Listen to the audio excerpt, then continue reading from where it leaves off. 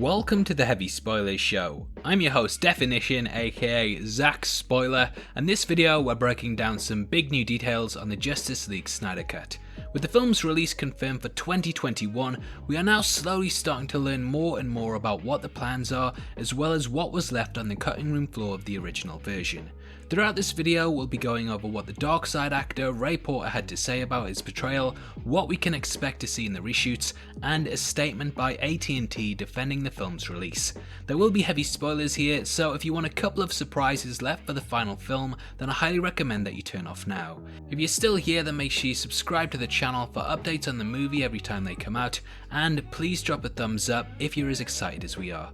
With that out of the way, thank you for clicking this. Now let's get into our breakdown of the Snydercut updates. Okay, so firstly, we have to talk about the reshoots. Whilst it was initially thought that the additional work would just be some dialogue scenes, Heroic Hollywood have just dropped a report that says Harry Lennix will be doing his Martian Manhunter scenes for the release. Heroic Hollywood actually released the leak that the Snyder Cut was going to be getting dropped on HBO Max a couple of days before the announcement, so we can definitely add some weight to this report. We do know that Snyder did conceptualise a scene starring Lennix in which he was revealed as the shape-shifting alien, but that this was never actually filmed as it was scheduled for a date after Snyder left the project.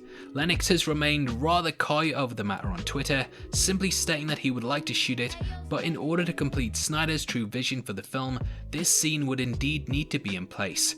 So, though we don't know for definite, I personally think it's quite likely. Earlier in the year, Snyder ran a fan competition on his Vero that gave away access to watch this scene being filmed, and whilst this prop was initially thought of as just a little tease by the director, with all that we know, it now seems more likely. This comes in the wake of rumours that Warner Brothers are spending $30 million on completing the project, and I definitely think that we will actually see the scene go ahead.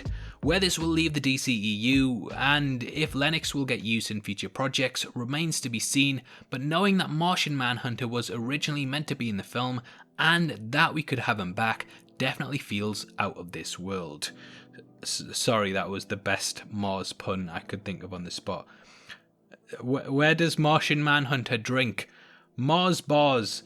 Look, that wasn't actually that bad, that one. I'll give myself that. Anyway, it's definitely exciting, and though I tend to say take all rumours like this with a pinch of salt, I can actually see this one coming to fruition.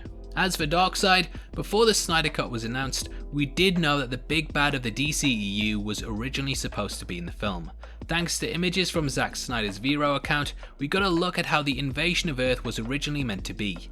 In Snyder's vision, it was going to be Darkseid that was leading the charge, and after he and Steppenwolf suffered a defeat at the hands of the Earth heroes, they returned to Apokolips. Steppenwolf was cast out, and he was going to try and win favour with his nephew by conquering Earth and handing it over to him. As we know, this failed, but during the original version of the film, Steppenwolf was going to be beheaded as he retreated into a boom tube, and on the other side it would roll out directly to where Darkseid was, and he would stop it with his boot. Apparently the League and Darkseid got a look at one another, and Wonder Woman even went on to try and dig up all that she could on the character. Whilst Ray Porter wouldn't be physically playing the character, and this would likely be handled with CGI similar to Steppenwolf, he was going to be voicing him. We actually have a hint of how it was going to sound, but before doing that, Porter said the following when discussing the role. I went through a few vocal gymnastics trying to figure out the voice. I will admit I didn't know the character incredibly well right up to the point of being cast. It was never something I was incredibly aware of, so I didn't know all of the canon. Fortunately, I happened to be on set with people like Zack and Chris Terrio. I don't think I've ever met anyone who understands all of the weird things in the canon better than those people, so there was always that steady information. As for the voice itself, this was teased at Comic-Con last year, and then it was donated to the Release the Snyder Cut movement with added effects, and signed off as the way that the character would sound. Here's a clip if you haven't seen it. Project Comic-Con.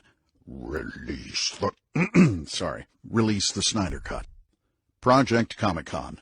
Release the Snyder Cut. In addition to this, Film Junkie have just done an interview with Ray, which I definitely recommend you check out, and they kinda went over his life as well as his voice in general. By the sounds of it, they're styling Darkseid's voice very similar to Steppenwolf's. By that I mean that it sounds like a normal person rather than being completely affected and distorted, and this makes sense as they come from the same family. Porter has stated that it took a while for him to find the correct voice to do the job properly, but that he has finally settled on something that he and the production team are happy with. I'm still a bit unsure on it, as when I hear Darkseid in my head, I hear a really deep and menacing voice, but I suppose it does seem more in line with Steppenwolf and the other more grandiose DC characters that we've seen on the big screen. Ares and of course Enchantress, though extremely powerful, also had quite natural sounding voices, so I do think that this is what they're heading towards to keep the universe in line. We will of course hear what the voice sounds like when the cut is released, but in the meantime, this should give you more of an idea of what Darkseid will sound like. Now, before we get into the rest of the video, I just want to let you know we're giving away a free copy of the Marvel Phase 3 Part 2 box set to one random subscriber. All you have to do to be in with a chance of winning is like the video, subscribe to the channel, and leave your thoughts on the updates in the comment section below. The winner is going to be chosen at random on the 15th of June, and the set will be shipped out from then to whoever gets the prize, so best of luck to everyone who takes part. And finally, we have a statement from AT&T and HBO Max in regards to the movie's release. Though fans everywhere were over the moon at the announcement, there were still some voices of dissent saying that the project set a dangerous precedent. Oh no, a movie is getting released on a streaming service, what a dangerous thing, definitely the worst thing that could happen this year. And the argument is that if toxic fandoms start demanding things and bullying people on the internet, then it will just inevitably escalate. I disagree with this pretty heavily, as it took years and years to even get the ball rolling on the project, and the Snyder Cut was basically caused by an exceptional set of circumstances such as the death of Zack's daughter, another director stepping in, Mission Impossible mustache syndrome, a pandemic, and just so many aspects that made the perfect storm for its release. Anyway, Tony Goncalves, which I've definitely pronounced wrong, has stepped up to the plate and said that it isn't really a bad thing, and it's good that they listen to the fans from time to time. When asked if it was a dangerous, oh my god, think of the children, dangerous precedent, he said, "Definitely not a precedent, and you're right, there's different types of fandoms. There's the fandom you just described, and there's other fandoms. My reference to the fandoms is the fact that we're in a space where consumers are loud, consumers guide, and we absolutely have to listen as an industry. I had a boss that once said, industry and consumers aren't always aligned, but consumers do tend to win. It's a fine balance.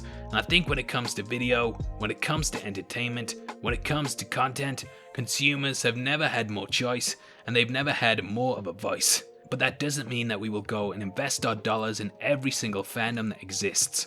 But I think the reference to the Snyder Cut and the Friends fandom is the fact that consumers are speaking and we have to listen. It doesn't mean that we're going to go and redo every movie ever made, but I think that we definitely have to have our ear to the ground, and I think we do. I just go back and look at the buzz that the Harry Potter library brought us yesterday. It was a wonderful surprise and delight. It's because consumers are passionate about these franchises. Hey, thanks for dropping by the show, Tony. Much appreciated, especially with there being a pandemic. Thanks for stopping by. I completely agree with you, and I think that DC had kind of hit a point where they didn't really know what direction to go in.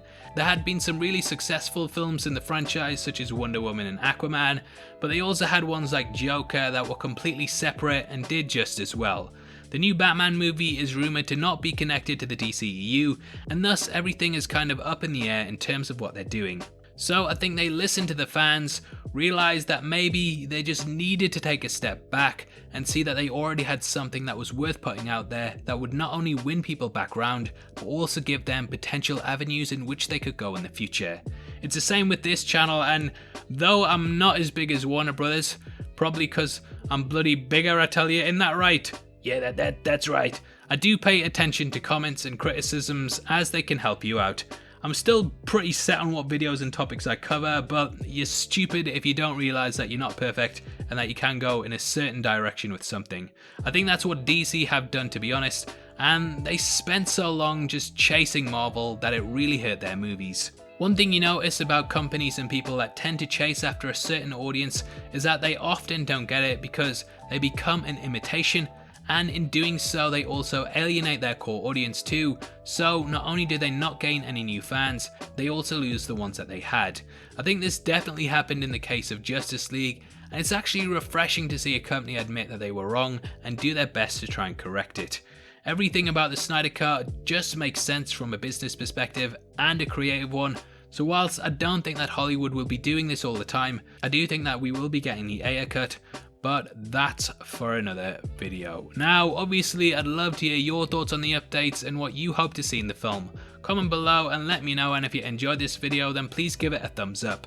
Make sure you check out our breakdown of the new Batman info as well, as that's going to be linked at the end. If you want to support the channel from as little as 99 cents a month, then please click the join button below. We massively appreciate it, and as a thank you, you get access to content early. If you want to come chat to us after the show, either follow us at Heavy Spoilers or click the Discord link in the description below. Those are the best ways to keep up to date with the channel, so hopefully we see you over there very soon.